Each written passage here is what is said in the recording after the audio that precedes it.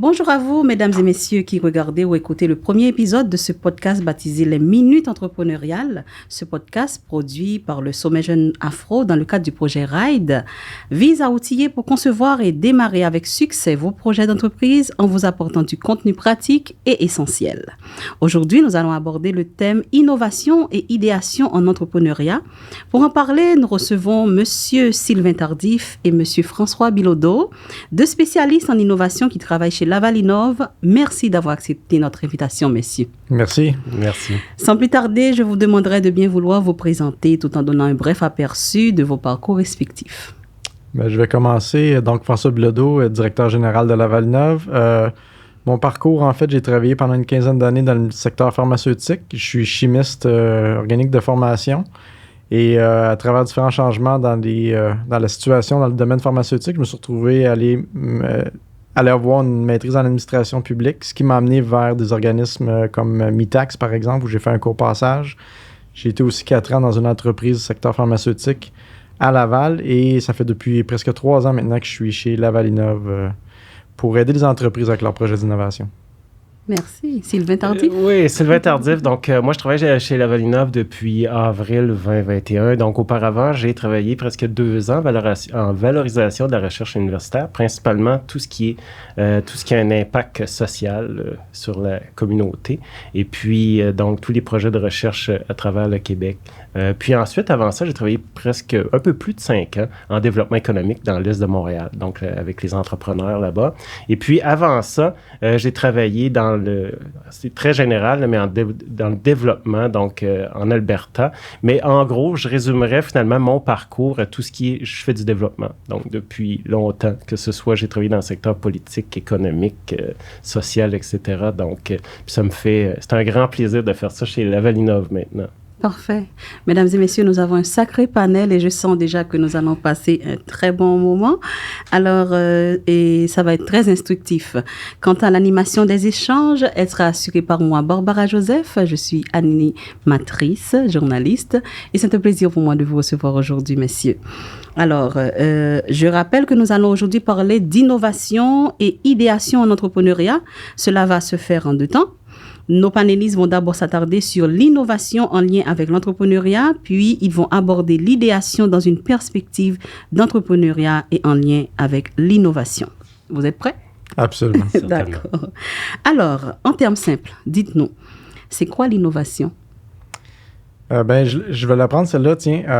L'innovation, il y a énormément de définitions, mais nous, la manière qu'on aime le définir, c'est vraiment un processus de création de quelque chose de nouveau, de différent, mais qui va trouver son public puis qui va avoir un impact. Donc, c'est une définition assez simple, mais qui est vraiment très, très large. Mais on pourrait le caractériser comme ça. Juste renchérir, puis c'est très intéressant. Ça peut se faire tout seul ou en groupe, puis c'est quelque chose de nouveau, mais ça peut être aussi améliorer quelque chose qui existe déjà. Donc, c'est pas toujours partir de zéro. Donc, mais ça prend une amélioration significative là, dans ce cas-là. Vous allez trouver ça bête, peut-être, mais c'est quoi l'entrepreneuriat?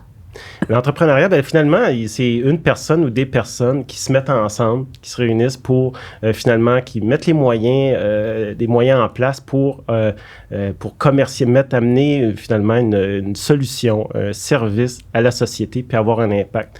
En gros, c'est ça. Donc, commercialiser quelque chose, mais j'aime pas toujours le terme commercialiser parce que c'est vraiment amener à la société. Les gens aujourd'hui, l'impact est important. Donc, on parle d'entrepreneuriat, là, mais c'est pas toujours seulement business. Les gens ont vraiment, ils désirent vraiment avoir un impact sur la société. Donc, c'est ça également. Ce qui fait que ça peut être aussi du côté social, c'est ça? Tout à fait. Ouais. Donc, l'impact sur... Parce que l'entrepreneuriat, c'est offrir une solution à un enjeu, principalement. Donc, quelque chose qu'on peut avoir observé, puis ensuite, on va revenir plus tard, là, probablement, mais en gros, là, on va avoir un impact, on va offrir une solution, un impact sur un groupe d'individus significatifs. Donc, il y a ça aussi. Parfait. Alors, quelle serait la différence entre l'intrapreneuriat et le repreneuriat? Ouais, le repreneuriat, c'est... Comme le mot l'indique, c'est qu'on reprend une entreprise qui existait déjà. Donc, on change de propriétaire. Donc, c'est quelqu'un qui s'achète une entreprise déjà existante et il la fait évoluer selon ses goûts, ses besoins en fonction du marché. L'intrapreneuriat est une notion assez nouvelle. C'est vraiment de créer un projet à l'intérieur d'une structure, souvent une entreprise existante. Donc, une personne, un employé, souvent on peut prendre ce cas-là, qui va créer un projet qui pourrait devenir une entreprise. Au départ, elle ne l'est pas, mais elle crée ça au sein de l'entreprise, de son employeur actuel. Puis il y a souvent un bénéfice pour les deux pour que ça fonctionne bien parce que l'employeur actuel le voit comme un potentiel développement de son marché. Mm-hmm. Et l'entrepreneur réduit ses risques en n'ayant pas à avoir une structure en soi. Donc, les frais, les coûts financiers et tout le reste sont de beaucoup diminués. Oui, ben c'est merveilleux innover avec un filet de sécurité, contrairement à un entrepreneur qui prend, ou des entrepreneurs qui prennent tous les risques. Complètement. Donc, c'est la beauté de la chose. OK. Alors, ça nous amène à l'innovation aussi. Hein? Alors, en quoi innover est-il important, voire essentiel en entrepreneuriat? Ouais, parfois, on pense que c'est comme ça va bien, on n'a pas besoin de changer les choses, alors que, justement, quand ça va bien, il faut en profiter, toujours être à l'affût des opportunités, puis des améliorations, finalement, qu'on peut apporter, soit à l'interne, à l'organisation, ou dans notre service client, ou dans notre façon de générer des revenus, ou tout ça dans le but d'avoir un impact, là, finalement. Et puis, c'est comme on dit, l'expression, c'est pas, faut pas aller à la banque quand ça va mal, faut y aller quand ça va bien. Donc, c'est le même principe. Il faut innover quand ça va bien, si on veut rester à l'avant de la vague. Je sais pas ce que tu en penses, là, mais... Oui, complètement. Puis, de penser qu'on n'a pas besoin de changer, c'est complètement utopique parce que la société change tellement rapidement. Donc, si une entreprise ou un groupe ayant un projet ne change pas, elle va définitivement se retrouver à l'arrière et être larguée parce qu'elle sera plus connectée avec les besoins des gens de son marché. Et donc, c'est toujours important de se remettre en question, puis en le faisant, souvent, on se retrouve à innover. OK. Je vais faire un petit exercice. Oui. Je vais vous donner à chacun un exercice, OK? Ouais. Alors, je vais demander à Sylvain de me donner quelques raisons d'innover. Et à François, quelques avantages dans l'innovation. Parfait. Bien, raison d'innover, ça peut être tout simplement à l'interne, admettons, une entreprise, là, surtout quand une entreprise prend de l'expansion, grossit, je parle même nombre d'employés et tout ça. Donc, c'est important d'être toujours à l'affût parce qu'on ne se le cachera pas, l'innovation vient souvent de l'interne, des gens, des employés sur le terrain, tout ça. Ils sont une source incroyable d'amélioration, d'innovation. C'est eux qui vont chercher l'info parce que l'innovation, ça commence beaucoup avec l'observation. Donc, aller sur le terrain. Puis des fois, on est porté à trop être finalement à l'écart puis à pas aller suffisamment aller chercher ces infos critiques-là. Oui. Donc, je vais essayer de ne pas perdre le fil puis de rester là-dessus. Là, de rester dans la raison, hein? Mais, parce que la ligne est fine. Oui, elle est fine. Ça, exact. Ben, en gros, c'est une question... Les employés sont une source d'innovation incroyable. Puis finalement, ben, ça motive aussi les employés. Question de motivation, question d'amélioration de nos services aux clients. Dans le fond, les gens qui sont en contact avec les clients, ça veut dire c'est eux qui peuvent nous permettre de mieux les servir, que ce soit des clients, des individus ou des entrepreneurs. Donc, source d'amélioration continue. Donc, ça me vient rapidement en tête. Il y en a d'autres, là, mais je commencerai par ça. On y va pour les avantages? Très bon, oui. Ben, moi, j'ai eu la chance de pouvoir y réfléchir. Donc, mais deux avantages que je dirais. Le premier, c'est un avantage compétitif marqué pour une compagnie qui innove. Elle va toujours être en avant de son marché. Et ça inclut pour moi l'avantage de rétention de ses employés. Si vous donnez la chance à vos employés de s'impliquer d'une manière innovante au sein de votre entreprise, vous allez avoir une meilleure rétention. C'est clair. L'autre avantage que je vois des suites de la pandémie et tout le reste, c'est une bien meilleure résilience par rapport aux fluctuations qu'il va y avoir dans le marché. Ouais. Vous allez avoir eu une culture d'innovation au sein de votre entreprise. Quand il va arriver un événement, votre équipe ne tombera pas en mode panique. Elle va se dire, OK, voici un nouveau défi. On en a déjà eu avant. Qu'est-ce qu'on fait maintenant? Oui. J'aime bien le lien que vous faites avec la pandémie parce qu'on a dû beaucoup innover pendant la pandémie. Absolument. Oui, puis pas par choix, malheureusement. Là, dans le fond, plusieurs entreprises, organisations ont dû le faire par obligation. Mais c'est quelque chose aussi qui aide, même ça peut sembler négatif, le sentiment d'urgence est important. Parfois, c'est malheureusement dans ces moments-là que les individus ou des entreprises sont obligés de faire quelque chose, puis c'est là que ça se passe, finalement. Il y a cette espèce de trigger, là. On va utiliser le mot anglophone, je suis désolé, mais c'est ça quand même. D'accord, merci. Alors, là, nous allons parler d'idéation entrepreneuriale. Qu'est-ce que l'idéation? Le mot, c'est un peu étrange pour beaucoup de gens, j'imagine. L'idéation, mais je vois idée, hein? Oui, exact. Donc, on peut partir de là. C'est vraiment le processus d'avoir des idées, de générer des idées en groupe. C'est définitivement ça. Là, nous parlons d'idéation en lien avec l'entrepreneuriat. Complètement, exact. Donc, ça peut être l'idéation pour créer ou identifier un projet ou l'idéation lorsque le projet est identifié, comment l'amener à l'étape supérieure. Et j'ai dit en groupe, c'est pas un lapsus, mais on peut avoir des idées, on peut les améliorer tout seul dans son sous-sol et c'est très, très rapide. C'est la grande force de cette approche-là.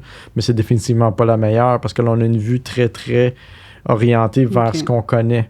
Donc, vraiment, une vraie bonne idéation qui sera pas la plus rapide, mais qui va définitivement être la meilleure, c'est en groupe.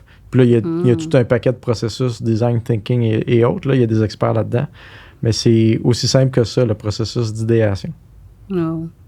En groupe, je vois beaucoup d'idées qui se convergent, ça va faire tout un brainstorming. Oui, ben, veux pas, avoir des idées, c'est une chose, passer à l'action, c'est une autre chose. Donc, mais le processus d'avoir des idées, parfois, il n'y a pas seulement... Ça prend pas seulement des individus créatifs, ça peut prendre des gens aussi qui observent, qui ont une sensibilité, qui ont de l'empathie aussi pour innover. Donc, puis ça prend aussi des gens avec un profil, des profils... Pas mettre des gens qui pensent constamment la même chose. Dans la diversité de profils, effectivement. Ouais. Différents points de vue, une vision 360. Oui. Complètement. Donc, c'est comme ça le choc des idées. C'est ce qui est merveilleux. Puis tout le monde aussi a un esprit de groupe à avoir dans le sens du respect, des choses comme ça, qui font en sorte que les gens sont plus en mode on construit quelque chose plutôt qu'on critique. Donc, ça fait partie du processus, comme François a mentionné, mais ce qui est vraiment important, de bâtir sur les idées des autres, pas seulement dire non, ça fait pas de sens ce que tu viens de dire, puis là, mais rien ajouter. Là, c'est vraiment, on construit, puis donc ça fait partie des différentes méthodes, là, mais puis on réinvente pas la roue. Hein. On est en 2022, il y a déjà beaucoup de choses qui existent, donc on peut s'inspirer de choses qui existent déjà, puis ça peut être mélangé ensemble des choses qui vont pas a priori ensemble. Donc, il y a plusieurs façons de faire, mais c'est très, très, très, très diversifié. Et comme dit le proverbe, du choc des idées jaillit la lumière. Complètement. Alors, en quoi une idée d'entreprise peut-elle être considérée comme innovante? Bien, je vais commencer avec celle-là. François pourra poursuivre. En gros, innovant, comme je l'ai abordé un petit peu tantôt, c'est on peut partir de quelque chose qui existe déjà. C'est pas obligé d'être complètement nouveau, mais il faut qu'il y ait une amélioration significative. Donc, là, on n'entrera pas là-dedans, là, mais quand on parle de brevets, tout ça, là, c'est clair qu'on peut pas... Il y a quand même beaucoup il y a quand même des brevets, des droits sur certaines inventions. Puis on ne peut pas prendre une invention, changer un petit truc, puis dire, OK, ça c'est une innovation. Donc, il faut vraiment qu'il y ait une amélioration. Mais sinon, la beauté de la chose, c'est qu'on peut partir de zéro et puis vraiment cibler des problèmes, des enjeux, puis développer des solutions. Mais c'est rare qu'il y ait pas déjà une solution qui existe. Donc, ensuite, il y a tout un processus relié à est-ce que c'est vraiment une bonne idée, etc. Là, mais en gros, là, une innovation, c'est quoi quelque chose de nouveau ou une amélioration significative à quelque chose qui existe déjà? Je rajouterais peut-être rapidement, il y a une différence fondamentale entre avoir une idée qui est innovante et une innovation. OK. Quelle est la différence? On peut avoir une idée innovante dans son sous-sol, elle est fantastique, elle est belle, elle est merveilleuse, mais si elle ne trouve pas son marché et elle n'a pas un impact, ce n'est pas une innovation. Donc, il y a les fameuses phrases qui disent que ça prend 500 idées pour créer une innovation. Fait que ça reflète bien le processus, dans le fond, de l'idéation. On peut avoir un super beau processus d'idéation à trois ensemble, trouver des façons de révolutionner le monde. Mais si chacun on retourne dans nos petites habitudes ensuite qu'on ne fait rien, ce n'est pas une innovation. Elle n'a pas créé d'impact. Okay. Je pense qu'il y a une ligne importante là à garder en tête. Super intéressant. Des fois, on entend les gens dire que, par exemple, j'ai l'argent, mais je n'ai pas d'idée. Je ne sais pas quoi faire. Alors, selon vous, comment on peut procéder pour trouver une idée d'entreprise? Est-ce que ça va peut-être aider beaucoup de gens, hein? Ben ça, on entend. C'est vrai qu'on entend souvent ça. Complètement. Puis, ben, c'est un beau problème. Si on a de l'argent pour faire un projet d'entreprise, c'est un beau problème. Ça arrive, c'est rare qu'on entend ça. Mais donc, comment trouver une idée de projet? C'est de, tu sais, à la base, c'est de trouver un besoin non comblé.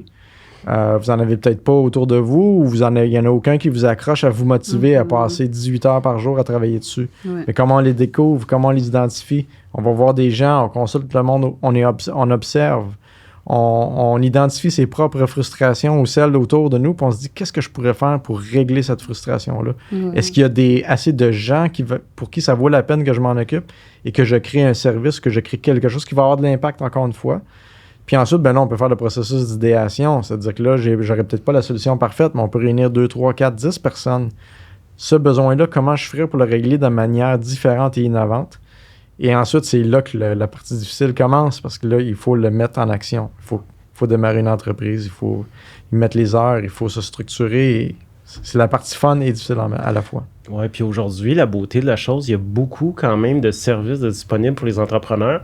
Puis il y a justement des entrepreneurs qui cherchent une innovation, une idée. Puis t'en as qui cherchent finalement des gens qui ont des sous à investir. Et puis l'entrepreneuriat, ça se fait de moins en moins seul. Hein. Ça s'est déjà fait comme ça, mais on a souvent l'expert, celui qui est bon, qui connaît techniquement là, tout son produit, mais c'est peut-être lui qui va aller le vendre, son produit, mais c'est peut-être pas lui non plus, parce qu'on peut pas tout faire. Donc, c'est peut-être pas le meilleur gestionnaire non plus. Tout à fait. Donc, c'est exactement ça. Donc, la beauté, c'est que maintenant, les gens souvent entreprennent à plusieurs. Donc, c'est démontré aussi que ça fonctionne mieux, probablement, que tout seul. Parce que finalement, c'est quelqu'un souvent, à moins d'aller chercher quelqu'un qui a exactement les mêmes défauts et les qualités que nous, là. Mais idéalement, on va chercher quelqu'un qui nous complète, ou plus d'une personne. Puis les choses vont avancer beaucoup plus vite à plusieurs, donc avec des ressources mises en commun. Et puis, puis il y a des organisations qui aident finalement ces gens-là, qui aident un entrepreneur qui n'a pas d'idée. On pense juste au niveau universitaire, justement, pour avoir travaillé là-dedans. Donc, il y en a des projets de recherche, des gens qui veulent, qui ont des innovations, puis qui cherchent finalement quelqu'un plus entrepreneur pour se lancer en affaires. Ou parfois, c'est l'inverse, c'est quelqu'un qui a une idée, mais qui n'a pas ce qu'il faut pour finalement la développer, cette idée-là, puis il va trouver quelqu'un à quelque part dans une université ou pour la développer, cette idée-là. Donc, ça se fait de plusieurs façons. Dans le processus de trouver l'idée d'entreprise, est-ce que le consommateur ou l'utilisateur peut rentrer dans ce processus aussi, d'après ce que... Idéalement, c'est un des... Ce qu'on voit, là, où ça peut achopper, là, souvent, c'est que les gens ont... c'est normal, on a souvent quelque chose, on dit, moi, j'ai une idée, j'ai tel problème, puis finalement, je développe ça, mais c'est vraiment important de valider. Est-ce que il y a juste moi qui a ça, ou juste un groupe restreint de personnes? Faut, en quelque sorte, trouver des premiers, des primo-adoptants, des premiers partenaires. Là, je dis pas clients, mais c'est des partenaires qui vont accepter finalement de tester puis de co-développer en quelque sorte le produit. Peut-être qu'éventuellement, ça va répondre à leurs besoins aussi. Là, François, je pense qu'il... Voilà, exact. Donc, il faut valider, il faut tester rapidement. En technologie, ils le font souvent avec les testeurs bêta. Puis un autre risque qui arrive souvent aux entrepreneurs, c'est de tomber en amour avec sa solution puis de croire qu'elle est bonne pour tous. C'est juste que les gens ne l'ont pas vu. Ça arrive souvent, mais en validant auprès de son marché, là, tu commences à ramasser des commentaires. Puis souvent, tu te rends compte que ta solution, elle est superbe dans ta tête, mais les gens ne le voient pas comme toi. Il y a un prisme là, qui défait un peu la réalité, puis c'est important pour l'entrepreneur de se sortir de là. Puis je pourrais en parler longtemps, mais ce que je veux dire aussi, Sylvain mentionnait l'importance ou l'avantage d'être à plusieurs co-entrepreneurs. Mais souvent, ça arrive moins à 2, 3, 4 personnes sur un projet d'entreprise parce que nécessairement, il y a une diversité de points de vue. Tandis que le solo-entrepreneur peut facilement tomber dans cette lorgnière-là de dire « ma solution, elle est parfaite ». C'est juste que le monde ne la comprend pas. Puis je vais prendre un autre exemple afin de renchérir ce que François dit. Parfois, on développe une idée, on développe quelque chose, une solution, puis pour l'offrir à telle catégorie de personnes, à telle clientèle, mais en bout de ligne, ça correspond, ça peut servir à ces gens-là, mais c'est pas eux qui vont l'adopter. on peut avoir des surprises aussi en validant nos produits. Là. Par exemple, je prends les sous-titres dans le bas des films. Là. C'est un exemple qui me vient en tête, mais il y en a d'autres meilleurs que ça probablement. Je veux dire, maintenant, tout le monde, souvent, même dans les cinémas, c'est sous-titré, tout ça, puis... je veux dire, qui aurait dit, au début, ça n'a pas été nécessairement créé pour les gens qui... C'était pas l'objectif, que ce soit utilisé par le grand public. Là, maintenant, on peut écouter des films dans d'autres langues, donc regarder des films dans d'autres langues, puis grâce aux sous-titres. Donc, ça ouvre beaucoup de portes. Là, finalement, ça a été adopté par beaucoup de gens, alors que c'était pas probablement l'objectif de départ. Peut-être que je me trompe, là, mais... Oui, on peut être dans le métro, dans un endroit bruyant, et puis on écoute le film, et puis on regarde le sous-titre, on comprend ce qui se passe, ça c'est intéressant. Exact, tout à fait. Alors, parlons des enjeux généraux relatifs à l'innovation pour une entreprise en démarrage. Je vais en nommer quelques-uns. François aussi pourra renchérir parce qu'il a vécu quand même ça, lui-même comme entrepreneur. La première chose qui me vient en tête, c'est le financement. Donc, c'est toujours un enjeu, l'aspect monétaire. Donc, c'est parce que ça peut prendre plus de temps à développer notre solution, peu importe. Là. Tout dépendant si on est en innovation ou plus traditionnel, parce qu'il y a quand même une différence. Quand tu es en innovation, souvent, ça va nécessiter plus d'investissement avant de générer des revenus. Tandis que ouvrir une boutique, ça génère des investissements. On doit générer on doit dépenser, en quelque sorte investir, mais en théorie, les revenus ça va débuter plus rapidement. Donc, il y a ça. Il y a aussi l'isolement. Les entrepreneurs sont souvent isolés. Donc, surtout ceux qui développent ça seuls, c'est vraiment un enjeu majeur d'être seul. Puis, donc, de ne pas s'entourer, de ne pas aller chercher c'est important d'aller chercher de bons conseils, des bonnes personnes qui sont déjà passées par là, qui vont être capables de nous aider. Dans le fond, c'est bien d'apprendre sur le tas, comme on dit, mais honnêtement, si on peut s'éviter certains ennuis, certains problèmes, c'est un plus. J'imagine. Je rajouterais peut-être la gestion du temps. Souvent, les entrepreneurs ne comptent pas leur temps, investissent des quantités d'heures incroyables. Puis ils perdent un peu de leur santé, puis ils perdent un peu l'objectif initial parfois, fait qu'ils se perdent dans tout ça. Mais sinon, je dirais peut-être comme dernier point, c'est la perte aussi d'être capable de s'adapter aux ressources puis de se remettre en question souvent, parce que souvent l'entrepreneur, justement, s'il est seul ou c'est un groupe, puis qu'il n'y a pas un énorme réseau, il va être très occupé, il va mettre un paquet d'heures à résoudre les problèmes techniques ou à faire des demandes de financement, va oublier d'aller valider sur le marché. Donc, on va tomber dans le cercle vicieux de notre solution est super, ça va tellement être fantastique qu'on va sortir. Mais à un moment donné, là, il y a le choc de la réalité. Ils sortent dehors, les gens disent « Ben non, ta solution ne répond pas du tout aux besoins. » Et là, il est beaucoup trop tard. Puis là, j'exagère un peu, c'est des vies qui sont détruites un peu. Fait que c'est un peu les enjeux des entrepreneurs. OK. Alors, nous vivons à Québec, on est d'accord? Et nous devons parler du contexte québécois. Alors, selon vous, à quoi un porteur de projet d'entreprise devrait-il faire attention pour innover avec succès dans le contexte québécois? Oui, on le dit souvent à différentes échelles, là, mais le Québec, c'est grand et c'est petit à la fois. Il y a ses propres trucs culturels qu'il faut garder en tête pour tout entrepreneur. Vos communautés, la clientèle que vous desservez, que vous aidez avec le podcast et tous les autres. Mais ça revient donc toujours au même, c'est de s'intégrer à différents réseaux, de s'ouvrir à différents réseaux. Je vais prendre mon exemple bien personnel. Moi, je venais du milieu scientifique, donc mon réseau scientifique, il était très bon, mais au point de vue politique et autres, vraiment pas. Puis c'est quelque chose que j'ai trop peu fait à l'époque quand j'étais en entrepreneuriat. Et j'aurais dû faire. Donc, c'est un appel à soyez intelligents et allez chercher des ressources comme la Valinov ou d'autres organisations qui vont vous ouvrir leurs portes vers d'autres réseaux. Parce que l'enjeu, c'est de le faire toujours isolé. Et ça va aussi vous aider à comprendre les offres de financement et le vocabulaire politique en arrière, les offres de financement public, pour vous aider avec votre projet d'entreprise. En d'autres mots, vous n'avez pas besoin de mettre 100% de l'argent pour votre projet d'entreprise. Il y a du soutien à l'entrepreneuriat, il y en a des tonnes.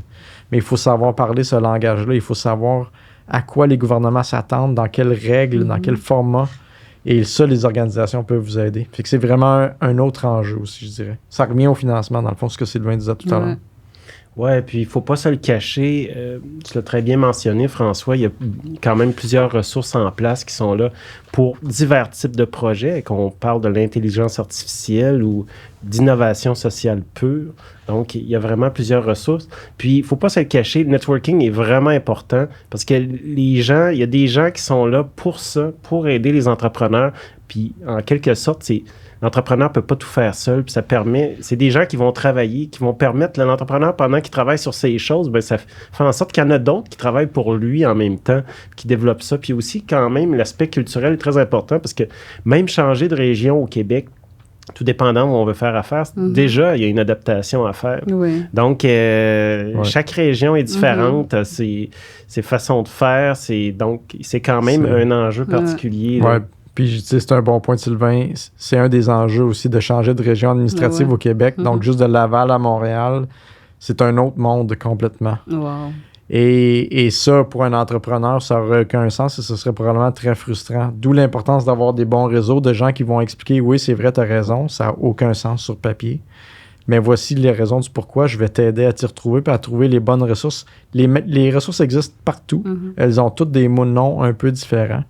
C'est pour ça d'être bien accompagné par des organisations comme la nôtre à Laval. Il y en a dans toutes les régions pour épargner beaucoup de temps, d'argent, puis je dirais pas mal de frustration aussi. Oui, oui. J'aime bien les exemples. Est-ce que vous avez un petit exemple concret pour, par exemple, le changement de région, pour illustrer un peu ce que vous dites? C'est une bonne question, honnêtement. On peut utiliser le nôtre. Je propose qu'on utilise le nôtre. Ben oui. Donc, Laval Innove, nous sommes nos BNL financés par le public, le gouvernement du Québec, donc le MEI, Ministère de l'Économie et de l'Innovation et Laval Économique, Ville de Laval. Notre rôle, c'est d'aider les entreprises et les partenaires à Laval pour leur projet d'innovation. C'est ça notre mission. On en a d'autres. Gardons ça simple pour l'instant. Oui. Il y a un équivalent dans les Laurentides. Donc, juste au bord de cette rivière-là, la rivière des Mille-Îles, il y a un équivalent à Montréal, juste au bord de la rivière des Prairies. Dans les Laurentides, l'organisme s'appelle Connexion Laurentide, qui est l'ERAC des Laurentides, l'Espace régional d'accélération de croissance. Je ne veux pas assommer les gens avec des acronymes, je fais attention. Mais ça, c'est une autre frustration aussi. Il y a énormément d'acronymes. Fin de la parenthèse. Ouais. Connexion Laurentide, dans leur mandat qu'ils font de leur manière, même si c'est un organisme équivalent au nôtre. À Montréal, ça, c'est l'organisme qui s'appelle Startup Montréal. Je vais prendre lui. OK. Startup Montréal, comme le nom l'indique, il s'occupe d'aider les startups à Montréal. Donc, nous, on s'occupe de tout type d'entreprise, de toute grandeur, de toute grosseur, de tout nombre d'employés, de toutes sortes de secteurs. Montréal, on le focus sur les startups, donc des entreprises, des jeunes entreprises avec un fort potentiel de croissance. Ça exclut donc bon nombre d'entreprises. C'est pas que Startup Montréal ne veut pas s'occuper de ces entreprises-là. Leur mandat, eux, c'est de s'occuper de ça. Pourtant, c'est l'organisme équivalent à Laval. Donc, si quelqu'un part de Montréal, il cherche un Startup Laval, ça n'existe pas. Donc, c'est nous qui faisons ce mandat-là avec Laval Économique. Okay. Et la dernière chose que je veux dire, c'est qu'il y a quelque chose qui s'appelle des MRC dans les régions administratives. Donc, Laval, il n'a qu'une MRC, donc c'est une entité politique. Dans les Laurentides, il y a 8 MRC. Donc, dans chacune des régions administratives, il y a des sous-régions qui ont chacun leurs organismes de développement économique. Ça devient donc très rapidement confusant pour l'entrepreneur. Fait que je dirais que c'est un exemple, dans le fond, de passer d'une région à l'autre. C'est complètement différent comme structure. Okay. Oui, puis ça peut être vraiment intéressant. Super exemple. Ça peut être vraiment intéressant aussi parce que, dans le sens que, tout dépendant de ce que l'entreprise veut offrir comme produit ou service, puis surtout quand elle est en période de désir le valider, valider son offre, admettons, on prend dans la Nodière où la population est plus âgée.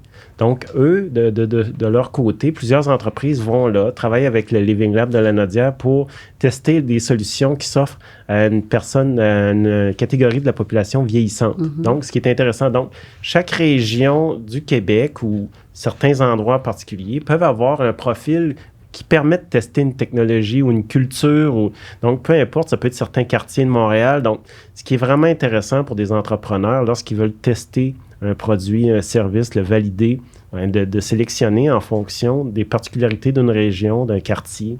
Ouais, bon point. Bon point. Maintenant, on a parlé d'idées. L'entrepreneur a trouvé son idée, l'idée est bonne, ben, si on peut dire. Et maintenant, comment la faire valider?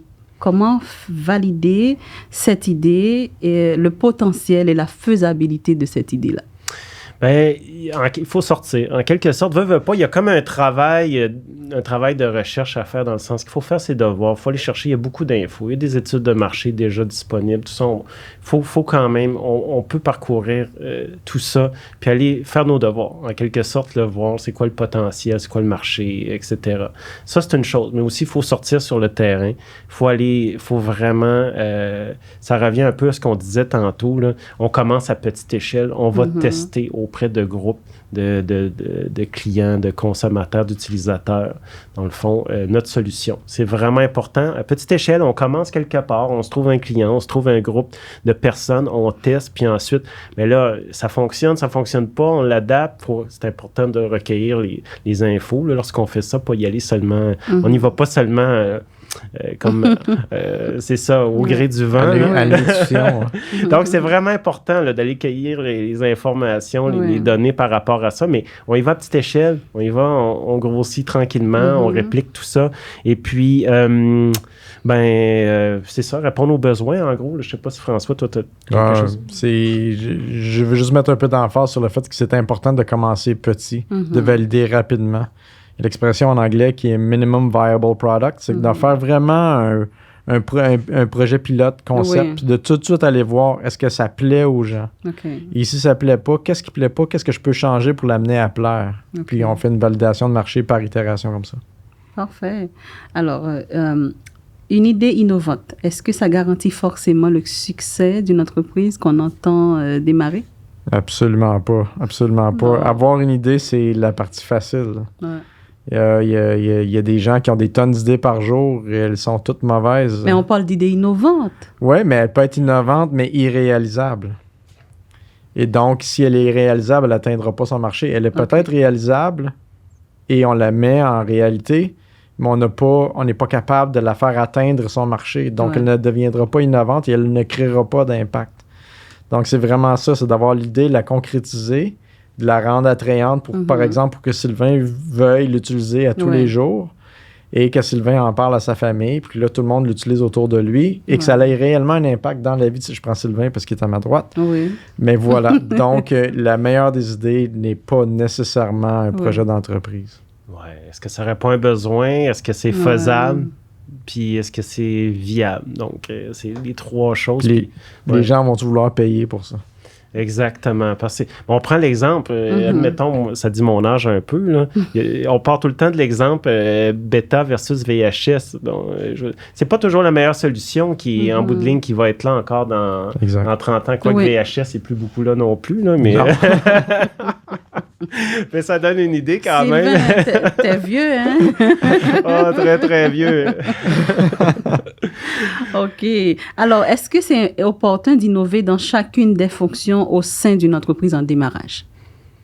Oui, en fait, c'est à tous les niveaux. Comme on l'a mentionné un petit peu, même au niveau des opérations, c'est dans l'amélioration continue. Comme on disait, la meilleure source d'innovation, c'est les employés, c'est les membres des équipes. Donc, eux, c'est important qu'ils soient à l'affût c'est eux qui recueillent toutes les infos tous les jours, sont en contact direct, ils développent le produit, sont en communication avec le client. Donc, c'est vraiment important, l'innovation se passe là. Ensuite de ça, il faut être à l'affût aussi, comme on l'a mentionné, c'est pas parce que ça va bien que ça va toujours aller bien. Donc, est-ce qu'on peut penser à de nouvelles façons de, la limite, même au niveau du modèle d'affaires d'une entreprise? C'est pas parce qu'aujourd'hui, par exemple, que le client paie pour notre produit ou notre service que dans 5 ans, ça va être lui qui va payer la facture. Finalement, on va peut-être avoir...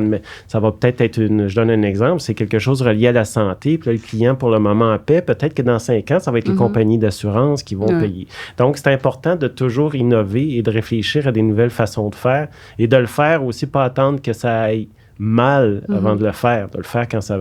Justement. Vous savez, ce qui serait intéressant, c'est si vous nous donniez un exemple d'innovation pour chaque fonction. Donc, la fonction, on commence par laquelle? La fonction financière, peut-être? Disons en finance, disons le chef des finances. Donc, l'innovation, pour une innovation pourrait être, par exemple, d'implanter un nouveau système de gestion des finances, des commandes, et qui serait relié, on va dire, à l'inventaire de l'entreprise directement. Donc, des logiciels en anglais, ERP ou quelque chose comme ça. Là, on parle de plus grosses entreprises. Mais pour une jeune entreprise, je vais mettre le cas le pire, ce serait de complètement passer du papier au format Excel. Ensuite, on pourrait dire, comment on peut le faire avec des logiciels qui intègrent les relations avec le client, la vente, et qui permettent de faire des factures de manière complète. Donc, l'efficacité. Ça pourrait être un exemple. Ensuite, l'équipement de l'équipe de développement des affaires, puis je te laisse trouver un autre cas après, mais c'est la même chose. Donc, il y a des logiciels de gestion de services aux clients, le CRM et tout. Toute jeune entreprise n'a pas à démarrer avec ça, mais à un moment donné, ça devient un point culminant. Alors, si on a une équipe de 2, 3, 4 personnes qui font du développement des affaires, puis probablement même avant, mais ce que je veux dire, c'est important d'avoir des outils comme ceux-là pour améliorer l'efficacité, le professionnalisme et tout le reste. Au niveau des ressources humaines, comment on peut innover? Ça peut être...